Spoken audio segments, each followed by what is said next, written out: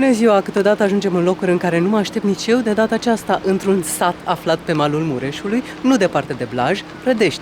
Localitatea s-a născut odată cu construcția bisericii ctitorită de episcopul de Oradea Demetriu Radu, unind astfel în 1910 două sate limitrofe. Și se i-a dat denumirea de Rădești, de la Radu. Am ajuns aici ghidată de Valeriu Domuța, cercetaș rădean, dornic să viziteze locul de baștină și biserica unde odihnește acum cel care a coprezidat împreună cu Gheorghe Pop de Băsești și Ioan Pap Adunarea Națională de la Alba Iulia din 1 decembrie 1918 și a fost ucis în Parlamentul României în 8 decembrie 1920 în primul atentat cu bombă artizanală. Știam că există această biserică care pentru un sat este o biserică monumentală și este ctitoria lui și am vrut de foarte mult timp să o vizitez. Biserica e bogată prin pictura semnată de Octavian Smigelski, dar și prin mici obiecte, cum e crucea ce a aparținut episcopului Radu. Acesta a fost un minut.